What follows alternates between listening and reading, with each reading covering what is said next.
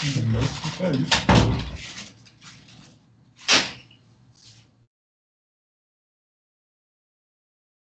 Bom, pessoal, é, boa noite então a todos. Vamos lá para mais uma aula, né? Então, pessoal, deixa eu só dar uma olhada aqui. É, eu vou falar então um pouquinho aí dos assuntos, né? Da parte de refrigeração e climatização residencial. Então, eu vou falar um pouco do ciclo frigorífico, né? É, na verdade, aqui eu vou fazer mais um apanhado geral. Bom, pessoal. Vocês vão começar a pensar assim, vai ficar uma coisa repetindo. Não tem como, o ciclo de refrigeração é o mesmo, independente se eu estou lidando com residência, comercial, industrial. O ciclo é o mesmo, só vou mudar os componentes e a forma de se gerar o calor ou frio, né? Para fazer, por exemplo, uma câmara frigorífica e o fluido refrigerante. E alguns elementos para poder melhorar a eficiência, né, ou ter mais estágios, né? Então, posso ter múltiplos estágios para, por exemplo, a gente vai ver mais na comercial lá, que a gente pode ter dois estágios, né? Pode ter um intermediário para fazer um resfriamento, uma etapa de resfriamento e outra para congelamento, né? A gente sabe que resfriamento é tantos graus e o congelamento é abaixo lá da temperatura de solidificação da água, né? Então, aí você pode ter dois estágios para fazer uma câmara fria, né? Área de resfriados e área de congelados, né? Mas o ciclo é o mesmo. Então, vai ficar assim, eu chovendo molhado, pessoal, mas, como diz, né, a repetição sempre nos deixa, né, vai nos afiando cada vez mais. A gente vai afiando o machado para a gente ficar mais entendido do fenômeno. Então, vamos lá, pessoal. Vou falar rapidinho aqui, então, do ciclo frigorífico e a classificação, né? Bom, então, o ciclo frigorífico, pessoal, tudo inicia pelo meu compressor, né, onde ele vai succionar um fluido refrigerante, que está, então, na forma de gás, né, na forma de vapor, de preferência superaquecido, né, ou seja, que ele não tenha nenhum resquício de líquido, né, que o compressor não pode comprimir aqui líquido, né, até porque o líquido, ele é, vamos dizer assim, incompressível, já o vapor eu consigo comprimir. Então, eu vou ter o vapor, então ele vai aumentar a pressão, né? Então, eu estou numa linha de baixa pressão, vou aumentar então o meu fluido para alta pressão, ainda na condição de vapor. Então, esse vapor, ele pegou um calor do meio, então eu preciso retirar ele, jogar para fora do ambiente. Então, eu vou fazer isso com a troca de calor que vai acontecer no condensador, onde eu vou utilizar uma convecção para trocar calor com o meio e rejeitar esse calor para fora no ambiente. Rejeitei esse calor, então agora o meu fluido vai passar de vapor e ele vai condensar, ou seja, ele vai passar de vapor para líquido, ainda a alta pressão. Então, eles ainda estão na linha de alta pressão. Então, no momento que eu passo no elemento de expansão, ou chamado válvula de expansão, ele vai então aliviar essa pressão. Então, ele vai ficar um líquido a baixa pressão. Então, agora eu vou partir para dentro da linha de baixa pressão do meu sistema. E esse meu líquido, ele vai então entrar aqui de uma forma, de uma velocidade tal, que ele troca calor aqui com o meio, né? Então ele está frio, ele vai passar esse frio para o ambiente, e o calor que está no ambiente, esse meu fluido vai absorver. Então agora ele vai evaporar, vai passar de líquido para vapor, por isso que vai passar pelo evaporador. Com isso, então, ele volta a ser um vapor a baixa pressão, onde ele vai chegar no compressor e o meu ciclo se reinicia. Bom, então são os quatro componentes aí básicos do meu ciclo frigorífico, né? Compressor, condensador, válvula de expansão, evaporador. A gente tem outros elementos de controle, né, para fazer o acionamento automático e também para melhorar a eficiência de ciclo, né?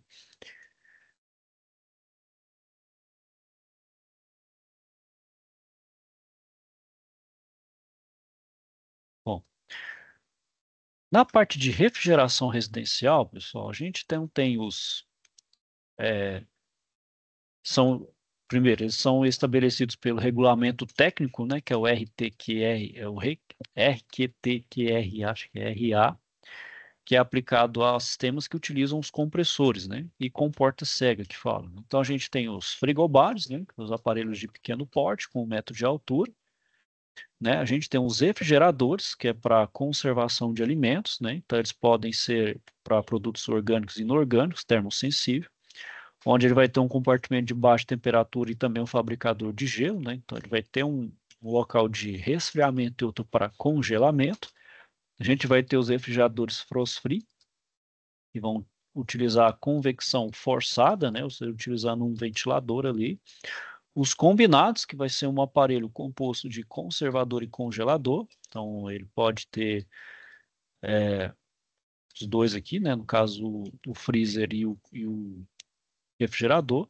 Os combinados frost-free, né, então eles vão utilizar a convecção forçada e vai ter um sistema livre de gelo, né, ou seja, eles vão estar sempre limpos, sem a necessidade de fazer o degelo, né? Aquele momento de degelo ali, a gente sabe que aquele gelo acumulado na parede ali, ele atua como isolante, ou seja, ah, aquele gelo ali, ele impede, por exemplo, que eu retire um calor de um alimento que eu acabei de colocar dentro do congelador, né? Ou seja, ele impossibilita a troca de calor, ou força muito. Então, eu preciso retirar aquele gelo, ou evitar ao máximo que ele se forme ali. A gente tem os congeladores, né, que é próprio para congelar. A gente tem aí já são os freezers, né, e os conservadores, né. Ah,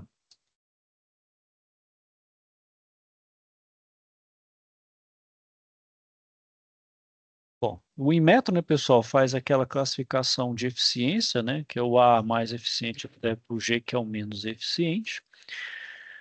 Bom, e aqui, pessoal, a gente tem aqueles critérios de instalação, né? Então, claro, a gente tem o manual e também a gente tem a nossa própria noção, né? Por exemplo, é uma coisa que vai refrigerar, então a gente não pode ter, por exemplo, fonte de calor. Então a gente não pode colocar perto de forno, fogão, onde tem incidência direta de raio solar, manter distância mínima, né, nas laterais e no topo, né? Já que eu preciso fazer a troca de calor, preciso rejeitar o calor para o meio, então não posso ficar muito perto de paredes ali, né? Ficar muito enclausurado, porque eu não consigo fazer a troca, né? Não consigo rejeitar o calor e também não consigo induzir uma convecção ali, né? Para poder fazer a troca de calor. Instalar o aparelho em local ventilado, justamente para ter um ponto de ventilação onde eu posso fazer a convecção. Sobre a vida útil, né? É utilizar a tomada de alimentação elétrica, né? É, evitar utilizar a extensão, né? Se tiver a tomada dedicada só para o aparelho, é o ideal, né? Porque a gente sabe que extensão pode ter problema de continuidade, pode ter questão de mau contato, queda de tensão, né? A gente vai estar ligando a outros aparelhos, porventura esses outros aparelhos consumirem mais energia, então eles vão consumir mais, vai deixar pouco, por exemplo, para o refrigerador. Então eu tem que tomar cuidado, né? Na verdade, na verdade nem ser o evitar, na verdade proibido, né? Utilizar a extensão, né? No caso para refrigerador. Considerar a queda de tensão de 10% na entrada do plug do aparelho, né? Justamente na sensibilidade do compressor. Alterar para tentar para incompatibilidade, né? Visto que aqui a nosso padrão é 60 Hz, né? Na tensão e na corrente, e aparelhos importados geralmente é 50, né? E, por exemplo, no caso de aparelhos que não tem o frost free, né? Tem que se fazer o degelo regularmente, o próprio fabricante, né, já indica, né, para não utilizar objetos pontiagudos. Tem geladeiras aí que já tem aquela pazinha, né, já toda tudo arredondado, né, com as bordas arredondadas e, claro, sem a fiação para poder retirar o gelo, né. A gente sabe que o negócio pontiagudo você pode estar com risco de furar a tubulação, né, e ter o risco, então, de perder fluido refrigerante. Com relação aí à segurança das pessoas, né, ainda mais na fonte de acionamento que é elétrico, né, então providenciar a ligação, o aterramento, né, para minimizar o risco de choque elétrico.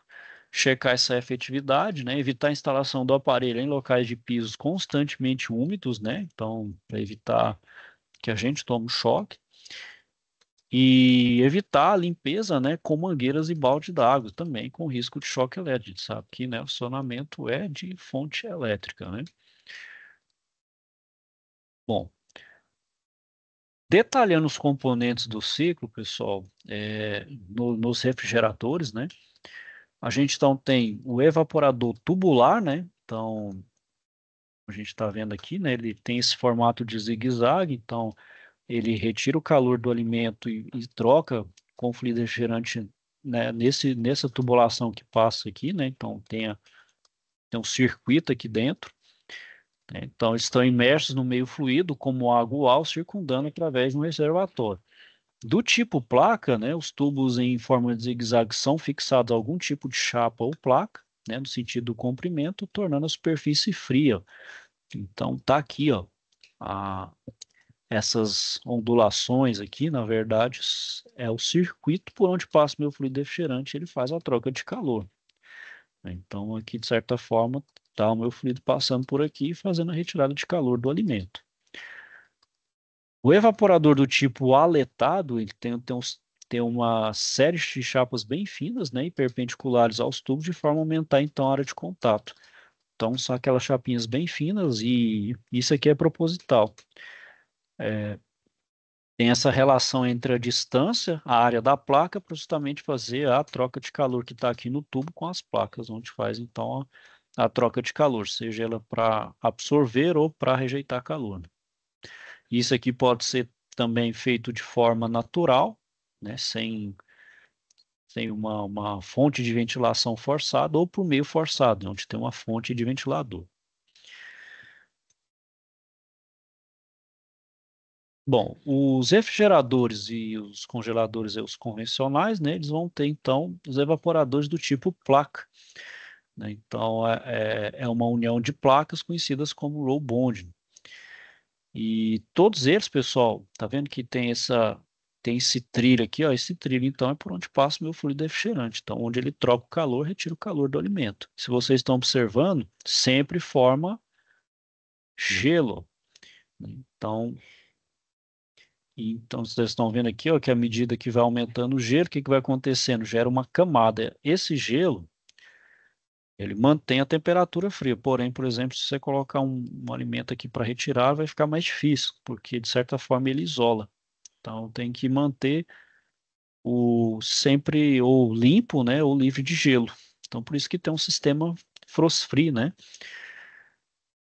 Bom, o frost free, né, a corrente de ar induzida, diminuindo o efeito do acúmulo de gelo e também utiliza uma resistência elétrica, né, para efetuar o degelo. Então, tem resistências aqui ao longo do circuito para poder manter, né, o sistema livre de gelo.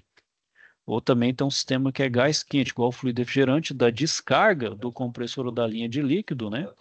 Ou seja, você utiliza o calor que é gerado na própria compressão do fluido para poder gerar um degelo, né? Então, vamos dizer, ah, é um recurso, vamos dizer assim, é um recurso inteligente sem poder, por exemplo, apelar para a resistência elétrica. É uma saída da resistência elétrica, sim, mas você pode utilizar a própria, porque quando a gente comprime o fluido refrigerante, pessoal, além da compressão e da alta pressão, a gente está tritando as moléculas do fluido refrigerante, ou seja, está aumentando a temperatura delas, então eles têm um calor.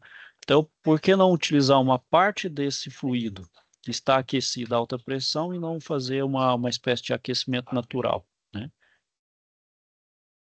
Bom, a outra parte que a gente tem, né, pessoal, detalhando, é o compressor. É o coração, né, é o coração da operação, né? A gente tem o mais comum do tipo hermético, né? É, esse é o mais utilizado nos refrigeradores, nos ar-condicionados aí residencial.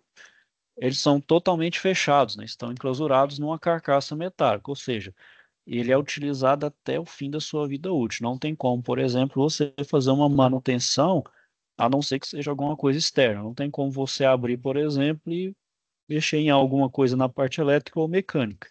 Se você abriu, você não utilizou o seu compressor, não tem jeito. Então, ele é feito para ser utilizado, claro, observando os cuidados, né, as orientações do fabricante, você tem ele até a sua vida útil máxima para que ele foi projetado. Né? Se você, claro, não fizer da forma correta, você vai ter o ciclo de vida dele vai estar amplamente encurtado.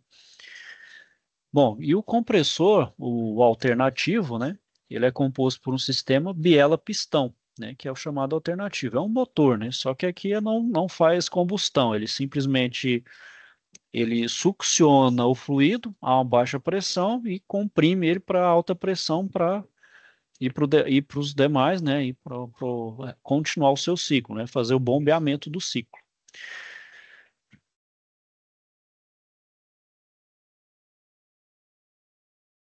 Bom, então, pessoal, a gente então tem quatro tempos, né? Então, primeiro, o meu pistão está no ponto mais alto do cilindro, né? Que a gente chama de ponto morto superior.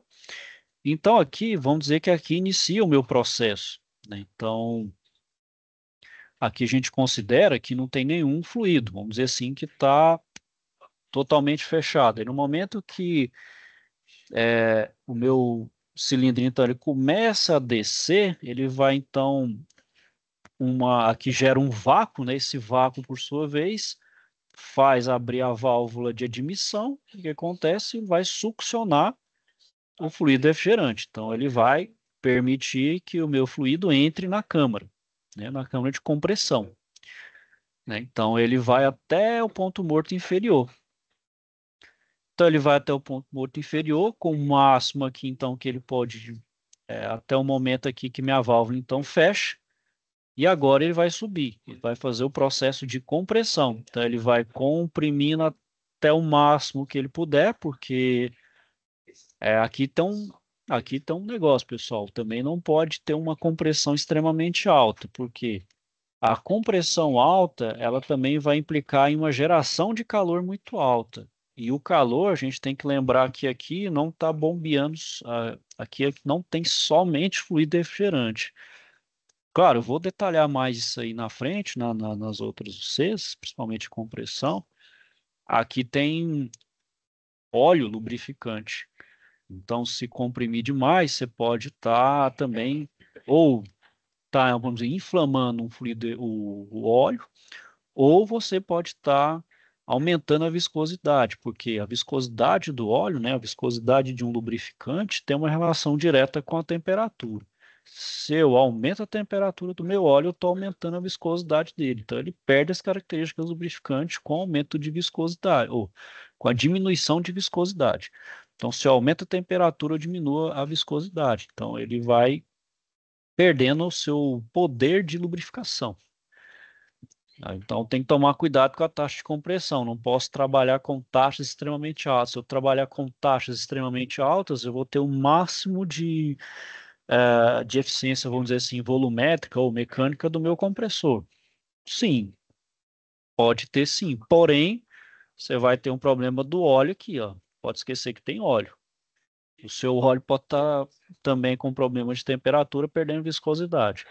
Aí qual que é a saída para alguns casos? Você pode ter, então, compressores de múltiplos estágios. Tem compressores aí, pessoal, de 2, 3, 4, até 8 estágios para ter. Então você aumenta um tanto, depois joga para um outro pistão, ele aumenta mais um tanto, aumenta assim de forma gradativa.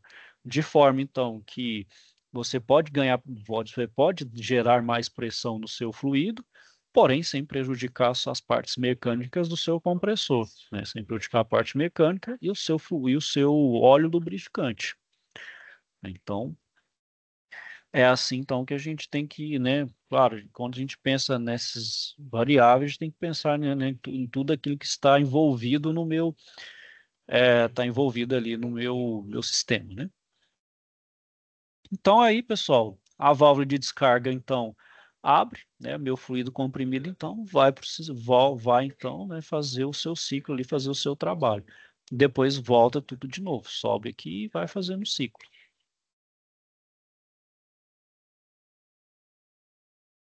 Bom, além desse problema também, pessoal, tem outros problemas ao retorno de fluido refrigerante líquido ao compressor.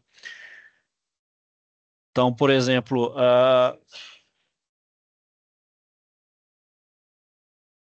um problema que a gente pode ter, o que que é? Você comprimiu e, por exemplo, parou o sistema, né? E o que que pode acontecer? No momento ele se liquefazer e esse líquido retornar ao compressor, né? Então não tem só o problema de fluido entrar como líquido no compressor, a gente também tem um problema de retorno, voltar, por exemplo, pela válvula de descarga, ele voltar como líquido. Então isso eu preciso dar uma, né, verificar com isso. E quando a gente comprime ali também, pessoal, dentro do compressor, claro, a gente tem um óleo lubrificante que está protegendo. Então vai ter uma mistura do fluido com o óleo. E o óleo lubrificante, então, ele tende a absorver esses vapores do fluido quando são miscíveis, né? Então, isso vai depender, então, do grau de miscibilidade do fluido refrigerante, da pressão do vapor de refrigerante e da temperatura do óleo lubrificante. Então, são esses três fatores. Primeiro, o que é miscibilidade? É a poder de mistura. Pode misturar? Bom, até um certo nível, sim. O ideal, o que é? Que eles sejam immiscíveis, ou seja, que eles não se misturem.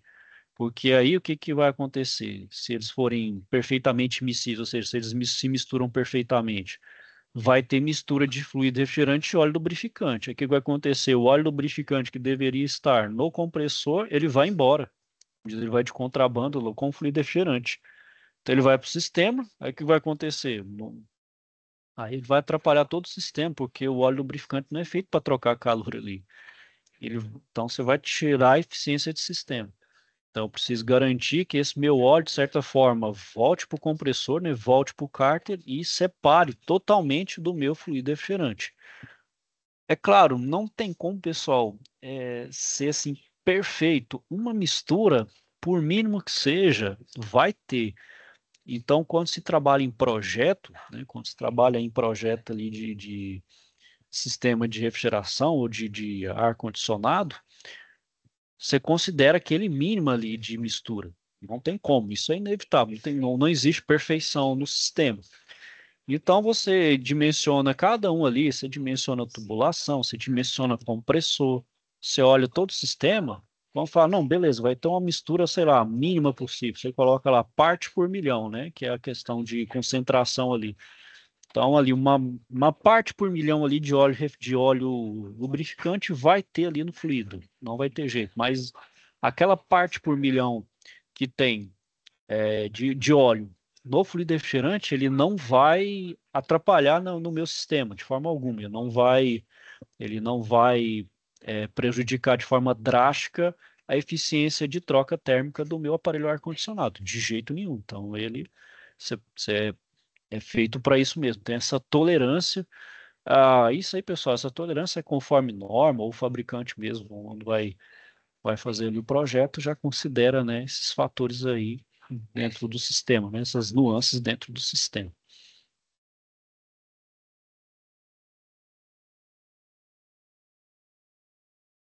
Bom, então, pessoal, nessa questão aí da miscibilidade, né, que é a mistura, o que que acontece? Então, antes da partida do compressor, né, que a pressão do vapor encontra-se no valor alto, ou está equalizado igual ao da condensação.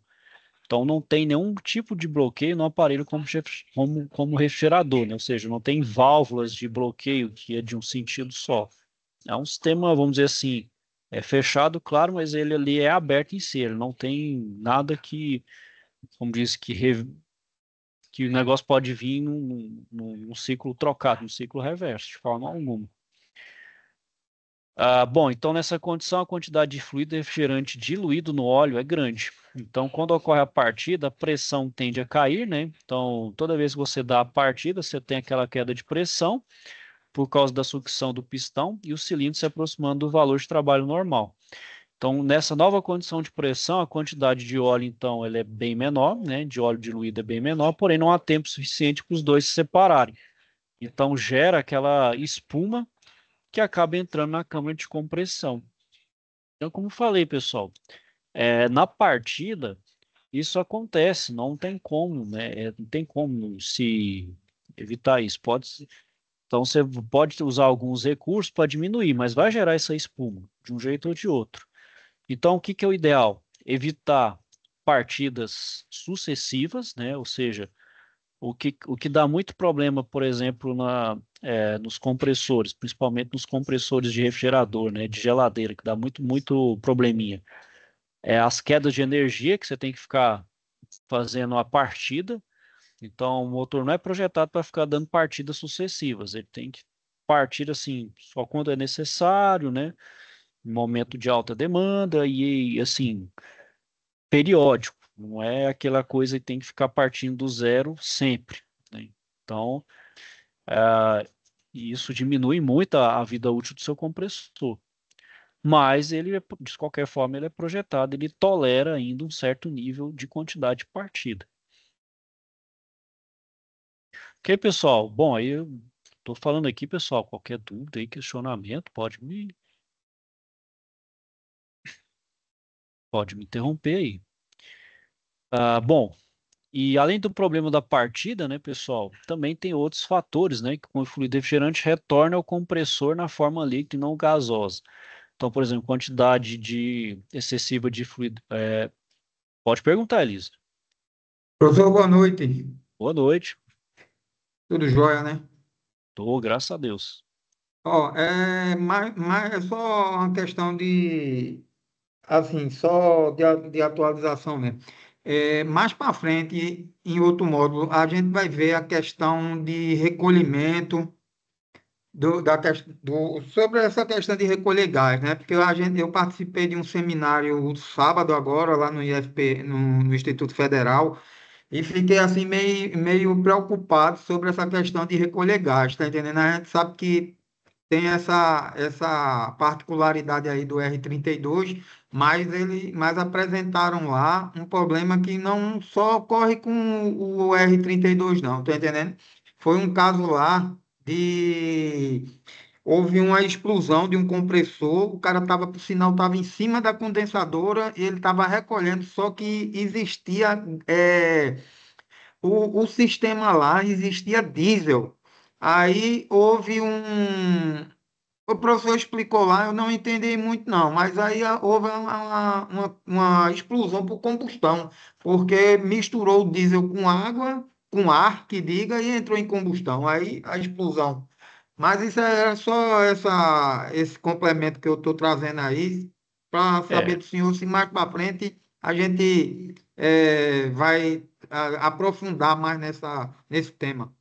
não, a questão aí do processo, principalmente de recolhimento, Elísio, assim, todas as aulas presenciais, né, claro, vai depender, né, todas as UCs que vai ter, mas, por exemplo, nessa pode ser que tenha, nas próximas de comercial, industrial, pode também ser que tenha ali, né, então qualquer processo, por exemplo, eu vou fazer uma manutenção no compressor, então eu preciso esvaziar ele, né, preciso deixar ele limpo, né? Então, eu preciso fazer o recolhimento de gás. Então, de qualquer forma, eu preciso fazer um recolhimento para fazer qualquer tipo de manutenção, né? Então, mesmo se for fazer um retrofit, né? No caso, você está falando de recolher para colocar um novo, mas para qualquer intervenção, quase sempre você vai ter que retirar o gás. Você vai ter que tirar ele para fazer uma limpeza, para fazer uma intervenção, né?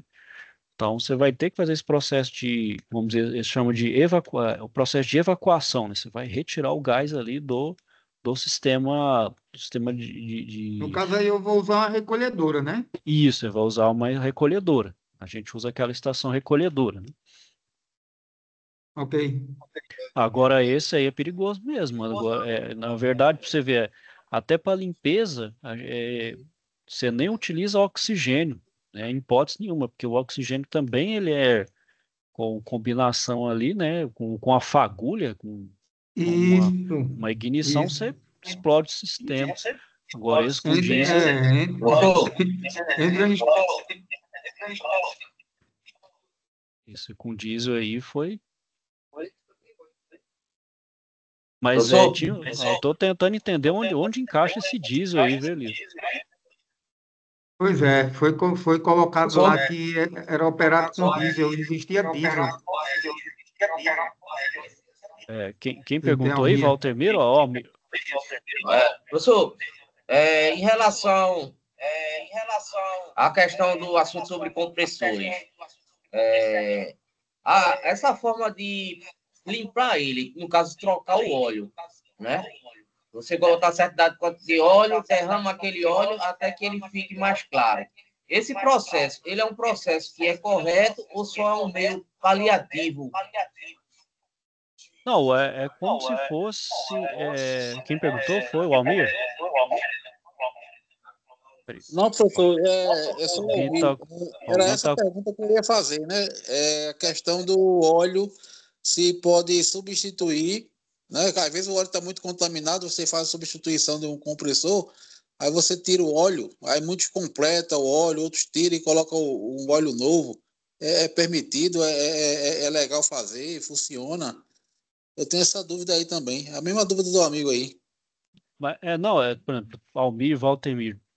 Na verdade, é o mesmo, é como se fosse no nosso carro.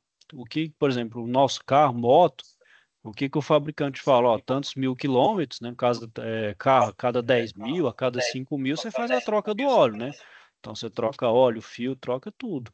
No compressor não é diferente, só que no compressor você não mede por quilômetro, você mede por horas de trabalho, né? Então, eles falam, tanto mil horas, né? Dependendo do seu compressor, faz a troca do óleo total, né? Você troca óleo, troca filtro, qualquer outro componente, que é compressor, ele não deixa de ser um motor, ele só não tem um sistema de ignição e de explosão, porque não é uma câmara de combustão, ele é uma câmara de compressão, né? Então, ele não deixa, ele é um motor, só que ele só que é sem a combustão, né? Ele é só para comprimir mesmo o gás. Então, você faz a troca normal, conforme o fabricante. Completar, pessoal, Por isso aqui que a gente. suja menos. Aqui é igual a questão do nosso automóvel. A gente completa, então, um carrinho mais velho, que geralmente tá baixando a nível do óleo, a gente completa. Não é o ideal. O ideal, o que que é fazer? É fazer a correção do vazamento do óleo, né? Então, você corrige ali para não ter o vazamento do óleo, até para não poder ficar completando. E quando fazer a troca, você faz a troca total, né? Até porque ficar misturando um óleo ali, um óleo novo com um óleo mais antigo, você meio que vai misturando as propriedades, né? Você tira aquela homogeneidade de propriedade do óleo, né? Por exemplo, de um óleo mais gasto, de um óleo mais novo, né? Então você vai meio que misturando. Seria o quê? Misturar praticamente dois óleos, não vou dizer totalmente diferentes, mas com características um pouco diferentes, né? A gente sabe que um óleo um pouco mais velho, ele vai tendo umas características um pouquinho diferentes do óleo mais novo. Então, à medida que a gente vai fazendo essa mistura, a gente vai dando uma misturada de característica. Não é o ideal. O ideal é fazer a troca mesmo, conforme o fabricante indica, né? Entendi. Existe uma tabela, professor, porque tem os compressores de 9.000, 12.000, 18.000, e cada um tem uma quantidade de óleo específica, né? Sim, Para que a gente possa saber a quantidade de óleo. Para um compressor, por exemplo, de 12.000, tem tantos ml, de 18 é tantos ml de óleo, para que possa substituir. Existe uma tabela dessa aí? tem, o próprio fabricante fala, né? Porque, por exemplo, a pessoal, eu sempre vou pegar aqui, né? Porque vamos dizer, a máquina que a gente está sempre, vamos dizer assim, a máquina que a gente está sempre em convívio, não, um conjunto mecânico. Motor, né? Então, dependendo do tamanho do seu motor, é mais óleo, né? Então, por exemplo, um motor 1.0, ele tem uma média ali do que 3, 3 litros e meio. Isso. Aí um motor, vamos supor ali, 8 cilindros em V, ele é uma média ali de, acho que 4 12 litros. litros. Acho que 4 litros, né? Um V8 ali, por exemplo. Não, V8 é mais. O 8 cilindros em V8 é V, ele mais. É mais. V8 é quase uns 10 litros ali, uns 10, 11 litros de óleo. Se eu não me engano, acho que é quase 12, dependendo aí, se é bloco grande, né? Chamado de bloco grande, bloco pequeno. Se é bloco grande, acho que é quase 12 litros de óleo. Então, depende da capacidade do seu compressor, né? Então, quanto maior ali a câmara, mais, né, ele vai precisar de óleo. Aí vai depender do tamanho, da capacidade, né? Tanto de óleo que ele fala, ou é tantos ml, né? E é igual Entendi. o nosso, e é igual os motores atuais também, né? Tem aquele negócio da pessoa, vou colocar um óleo a mais. Quando você coloca óleo a mais, você está forçando o motor ali, né? Então ele tem aquele faixa de limite que é o máximo. Não passa mais que você pode estar prejudicando, né? Você vai estar dando mais, ele fala, gerando mais atrito para as partes mecânicas ali acionarem, né? Então, por exemplo, o eixo vira brequinha ali, né? O eixo vira brequinha, o próprio bier você pode estar forçando ali, né? Gera mais atrito, ou seja, você está dando mais trabalho para o seu compressor. E o mesmo vale, por exemplo, quando tem problema de refrigerante na forma líquida. Um dos problemas é justamente isso, excesso de fluido refrigerante, que a gente vai muito naquela questão assim, não, vou colocar mais fluido refrigerante, então quer dizer o quê? O meu ar-condicionado vai gelar mais. Não necessariamente, talvez vai fazer o contrário, você vai diminuir a eficiência do seu ar-condicionado, e além disso, você vai estar sujeito a estar jogando líquido, jogando fluido refrigerante líquido no seu compressor. Então, isso vai diminuir muito a vida útil dele. Então, Pode causar golpe de líquido, né? Que o pessoal fala aí, né? justo. O golpe de Ariete ali, que é o golpe de líquido, porque o líquido ele é um chamado fluido incompressível, então você não consegue comprimir ele, né? E além disso, o peso, né? O chamado peso dele é muito maior do que o do vapor. Apesar de ser o mesmo fluido, mas são estados diferentes. Quando ele está líquido, ele está mais denso, ele está mais pesado. Então você vai, né, é igual quando a gente vai, como diz aqui, né, aqui a gente está empurrando o ar, né? Então é bem mais leve. Quando a gente empurra a água é bem mais pesado, né? Então a gente dá muito mais Verdade. força. Então a força, né, o esforço é muito maior, né? Bom, Entendi. e o retorno também, pessoal, de fluido refrigerante também o que causa? Ó, diluição do óleo, né? Ou seja, você está misturando ali mais líquido no óleo lubrificante e a formação de espuma, né? Por causa da vaporização do fluido refrigerante no óleo lubrificante. Então, você está vaporizando fluido ali, isso vai arrastar o óleo para a linha, né? Onde você vai estar diminuindo a eficiência de sistema. Professor, Bom, é, quem perguntou? Só Cristóvão, Cristóvão, o que, pode falar, Cristóvão. o que acontece muito é retorno de líquido também, né? De óleo, né? Pela linha de descarga. Acontece muito nos compressor bits. Nós trabalhamos muito. Se botar muito óleo mais, pode dar um calço hidráulico. Justamente, é o cálcio hidráulico, aí você bloqueia, Lavaria, igual, eu igual lavaria entra, lavaria com igual quatro entra, pistões trabalhados, né? é igual quando entra também água de inundação no carro, né? Gera o famoso cálcio hidráulico, acontece, seu motor É calço hidráulico. vai dar o cálcio hidráulico, ele não tem força para se movimentar mais. E o único compressor, pessoal, vamos dizer assim, o único compressor que tolera o fluido na fase líquida é o de parafuso. O parafuso é o único que tem ali, que é robusto o suficiente para conseguir comprimir ali na fase líquida, né? Que é o compressor parafuso. Só que o compressor parafuso você utiliza ele nos grandes sistemas, né? Até porque ele tem um grande poder de comprimir refrigerante, né? Então ele compensa só para os grandes sistemas, não os grandes câmaras Aquele samurai. frigoríficas, né? Sistemas comerciais grandes, igual o shopping, né? Os grandes shopping centers aí que utilizam um sistema centralizado, vai utilizar aí um compressor do tipo parafuso. Através de um chiller, né, professor? Filho da Isso, Hitachi. é do Schiller, que é o sistema centralizado, né? Filho Aí, samurai. aí você vai utilizar aí, né? Ele é robusto o suficiente, né? Você não precisa preocupar com o fluido na fase líquida, né? Elton, queria perguntar aí, ou Sim, questão? pode falar? É uma pergunta fora aqui do contexto. Na página onde está os módulos que a gente está estudando, fundamentos, refrigeração e climatização, está em 50% completo. Tem alguma coisa a ver ou vai ajustar depois disso? Não, no caso aí, Elton, pode desconsiderar esse negócio, é porque tem uma parte aí, é porque eu não tenho aqui, eu tô como perfil de professor, mas enquanto aluno, acho que vocês têm um boxezinho que vocês marcam.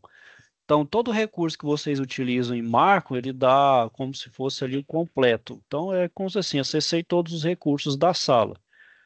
Aí ele fala o tanto que está completo, mas isso não quer dizer nada sobre, por exemplo, a sua situação na unidade curricular e no curso. O Tá. que importa é a sua nota, é a nota das suas atividades aqui e suas notas na aula presencial. Isso aí é o que compõe como diz, o seu histórico, para poder, como diz, progredir no curso aí. Precisa esquentar a cabeça com essa. É porque é da plataforma mesmo, que aí depende muito da forma do curso, é um recurso que a plataforma dá. Aí você pode basear a nota do aluno nos recursos, meio que para obrigar ele a acessar todos os recursos, mas aí de curso para curso. No nosso caso aqui, a gente não utiliza desse jeito, né? É mais um recurso da plataforma, só para mostrar se está completo ou não. Tá bom, professor. Obrigado. Ok, pessoal? Perguntar aqui, Almir já perguntou, né? Já perguntei. O Bom, professor, pegando o gancho aí do colega aí das atividades, eu tenho as atividades que estão desatualizadas, já passou da data, né? Aí como é que fica minha situação? Eu você posso fazer? entregou, você não entregou elas? Sim. Não, aproveita o tempo e pode fazer, mano. Só aproveita porque, assim, aproveita enquanto, por exemplo, ainda está tendo a gente tem que lembrar que essa aqui é a nossa última UC do módulo, viu? Certo, Então, é certo. a nossa última UC do módulo. E ela vai até o dia 11, a gente tem mais uma semana. Então, quem tiver devendo das outras UCs aí, pessoal, e quiser, continuem abertos. Só me procura lá, me dá o aceno lá no WhatsApp, ou É, aqui na plataforma, me fala que fala, professor, estou devendo, já mandei lá, eu sempre estou olhando, desde a primeira UC até a atual, né? Mas caso alguém esteja devendo e quiser entregar, pode entregar, não tem problema. Só se atente porque é o seguinte, se virar o módulo, aí a gente não consegue depois retomar para esse módulo anterior, né? A gente passa para o próximo módulo. Aí quem não entregou, quem ficou sem nota, fica prejudicado, certo? ok, Só professor. certinho, pessoal. Mais alguém aí fazer mais alguma dúvida? Ô, professor, boa noite. Quem pergunta? Thiago? Sou eu? Isso. Boa noite, professor. Boa noite a Pô, boa todos. noite. Ô, professor, eu estava observando lá no sistema o, a disciplina de informática. Ela tá como se tivesse zerada, só que eu realizei todas as atividades e ela continua zerado lá. Deixa eu, vou descompartilhar a Pelo tela menos aqui, para mim pessoal. tá demonstrando dessa forma, né? Só que eu tinha realizado já todas as atividades, tudinho, eu entreguei, eu corrigi, inclusive. Você é da turma A ou B, Thiago? Só para eu poder. Da turma A. Turma A, então você é da turma 002. Então, deixa eu procurar. De informática básica, né? Isso, Tá informática bom, básica. tá bom. Só que eu já tinha realizado todas as atividades, eu inclusive corrigiu as Tá, atividades, só que tá, para mim tá parecendo como se tivesse 0%, como se tá. tivesse correção. Turma A, né? Beleza, deixa eu entrar E aqui. Vamos ver.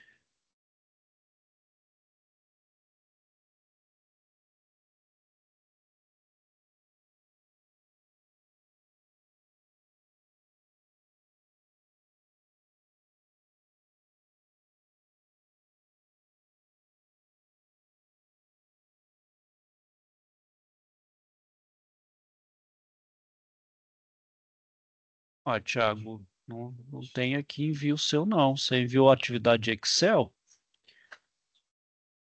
eu enviei pro senhor, professor. Eu enviei aí no sistema. O Deixa eu senhor ver. corrigiu e tudo mais. Thiago, você é o Thiago Xavier Clarence? Isso. Ah, Thiago. É porque é o seguinte, você fez o envio, você confirmou? Porque olha só, não tá aparecendo aqui para mim, não. Eu confirmei que o senhor corrigiu, inclusive Porque quando o senhor corrige, aparece no e-mail, né? Via e-mail. Deixa eu só dar uma olhada aqui. Aí apareceu para mim no e-mail aqui a sua correção. Ver se tá certinho aqui. Fiz umas alterações na sala. Deixa eu.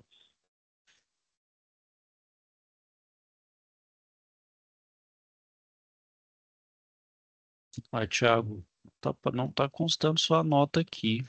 Certeza que você não tá confundindo com outra unidade curricular, não? Informática básica? Não, eu enviei para o senhor, professor, logo no início do período do curso. Eu fiz o envio e nas planilhas que a gente fez, né?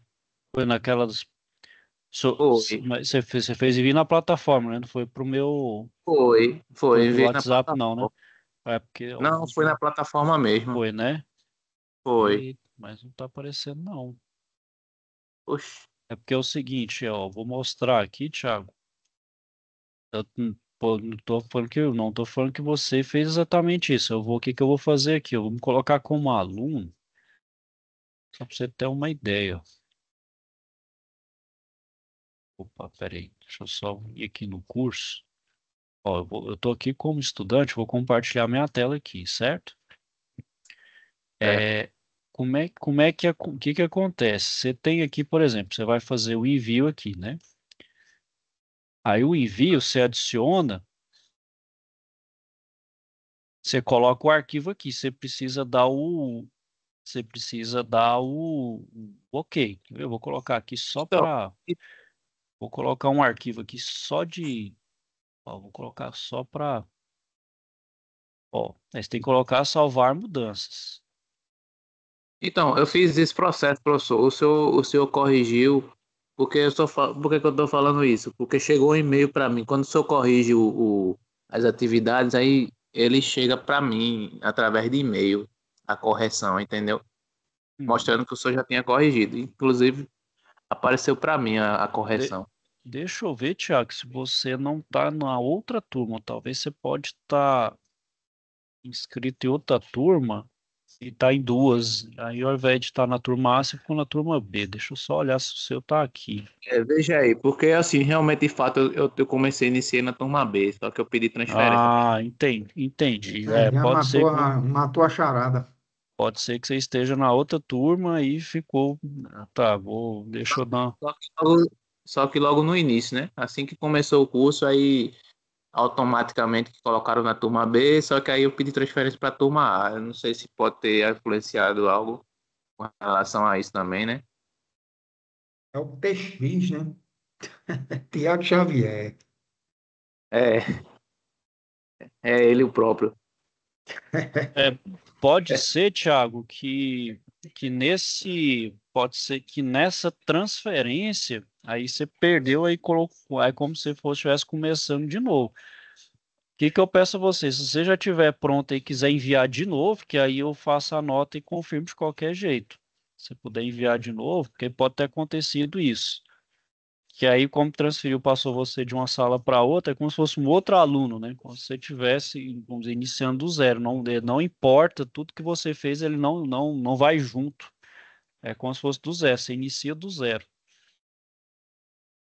Então eu tenho que fazer de novo, então, nesse caso. Eu não tenho nem salvo, professor. Nem me lembro, porque faz um pouquinho de tempo, aí eu não tenho salvo aqui Você não tem um arquivo aí, não, nada, você não.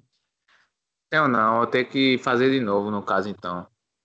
Porque eu não tenho um arquivo não, aqui, não. Ah, entendi. O arquivo Puxa, para então enviar. eu achei que se tivesse, porque realmente pode ter acontecido isso.